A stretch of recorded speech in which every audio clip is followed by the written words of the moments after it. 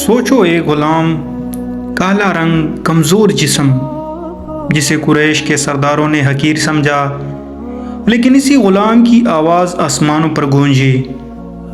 कौन था वो? क्या राज था इसकी आवाज़ में? ये वो कहानी है जो तुम्हारे दिल को हिला कर रख देगी। ये कहानी है बिलाल बिन रबाह की। हबशा का एक खूबसूरत गांव। एक बच्चा खेलता है। अचानक काफले के सौदागर चापा मारते हैं। बिलाल पकड़ा जाता है और गुलाम बनाकर मक्का लाया जाता है। वो दिन ख़त्म, बचपन छिन गया। वो सिर्फ गुलाम बिलाल है, लेकिन वो गुलाम आने वाले वक्त में इस्लाम की पहली अजान देने वाला है। ये राज उस वक्त किसी को मालूम न था। बिलाल मक्का की गलियों में देखते हैं नबी सल्लल्लाहु अलैहि वसल्लम लोगों को तौहीद की दावत दे रहे हैं। एक रात खामोशी में वो सुनते हैं, कहो ला इलाहा इल्लल्लाह। दिल कांप उठता है। गुलाम होने के बावजूद वो फैसला कर लेते हैं, मेरा रब सिर्फ एक है। ये ऐलान छुपा हुआ राज था, लेकिन मक्का की जुल्मत में एक धमाका बन गया। दोपहर का वक्त, जलती रेत पर बिलाल को लिटा दिया गया। बड़े बड़े पत्थर इनके सीने पर रखे गए। कोड़े बरसाए गए। जिस्म लहूलुहान हो गया, लेकिन ज़बान पर सिर्फ एक ही सदा थी, अहद अहद, मेरा रब एक है। ये सदा सिर्फ पत्थरों में नहीं टकरा रही थी, ये कुरैश के गरूर को तोड़ रही थी। ये गुलामी के निज़ाम को चैलेंज थी। अबू बकर ने जब यह मंजर देखा तो दिल तड़प उठा। उमैया बिन खलफ से कहा, ये गुलाम मुझे बेच दो। उमैया हंसा, ये बेकार गुलाम है, ले जा इसे। अबू बकर ने उसे ख़रीद कर आज़ाद कर दिया।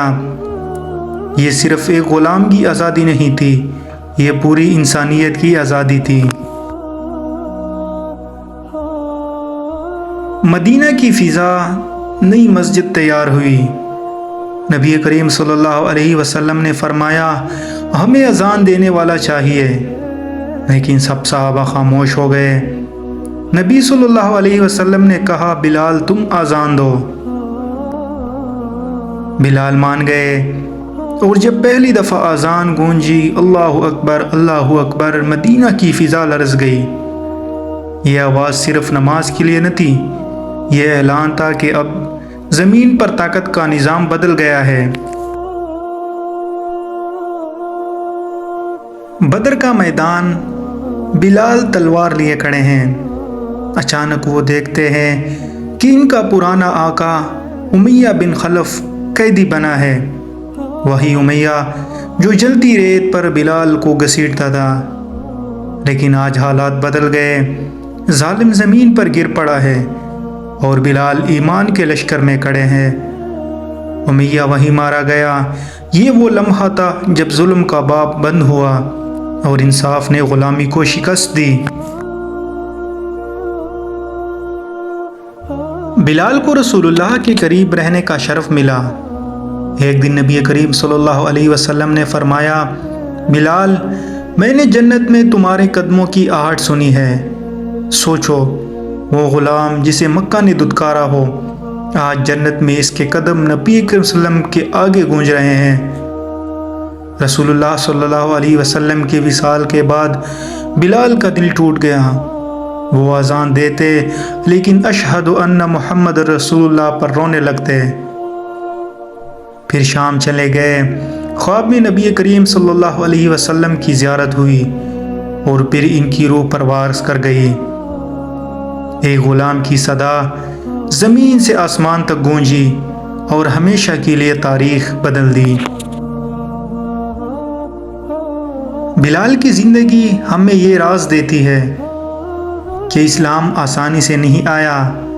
हर अज़ान के पीछे एक कुर्बानी है, ہر کلمے کے پیچھے ایک کہانی ہے۔ جب بھی اذان سنو تو یاد رکھو یہ وہی صدا ہے جو ایک غلام کے لہو، آنسو اور ایمان سے نکلے تھے۔